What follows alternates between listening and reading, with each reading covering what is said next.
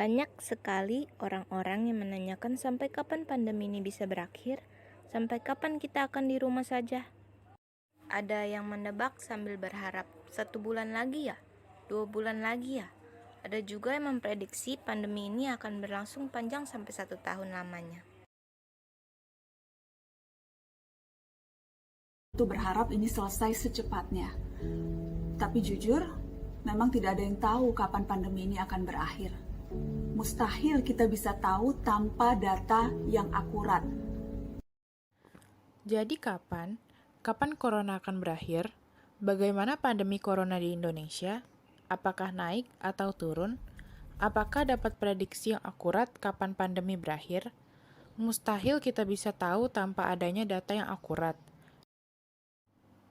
Ibarat pergi ke suatu tempat dengan Google Maps, kita jadi tahu jarak dan hambatan yang kita temui di sepanjang jalan. Tujuan dari data-data tersebut adalah pegangan publik yang diharapkan bisa menjadi rujukan bagi masyarakat untuk mengurangi risiko, mengambil sikap, menentukan pilihan. Dan oleh karena itu, data-data sangatlah penting. Masalahnya, data corona terus bergerak.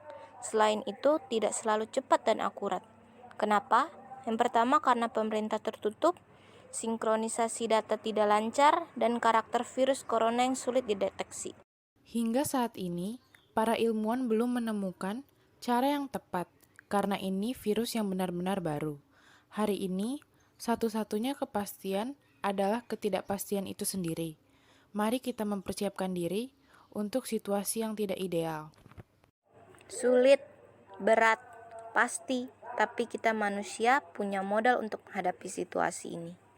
Kemampuan beradaptasi manusia pernah, sedang, dan akan bisa menyesuaikan diri lebih cepat dibandingkan spesies lain, se-ekstrim dan sesulit apapun kondisinya.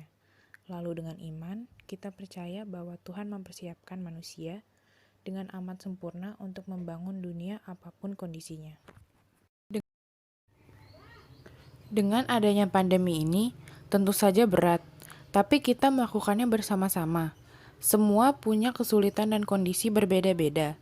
Yang bisa kita lakukan adalah mengisi peran masing-masing. Di tengah ketidakpastian ini, kita masih bisa membuat kepastian-kepastian kecil untuk bisa membuat hidup kita jauh lebih bermakna di hari-hari ke depannya. Yang perlu kita semua ingat adalah virus corona tidak peduli dengan keviralannya. Walaupun masyarakat bertingkah seolah-olah tidak ada yang perlu ditakutkan, virus corona akan tetap menyebar dan akan tetap mengambil nyawa. Maka, ada baiknya kita mendengarkan dan melaksanakan himbauan dari tenaga medis serta saling mengingatkan sesama untuk menjaga kesehatan.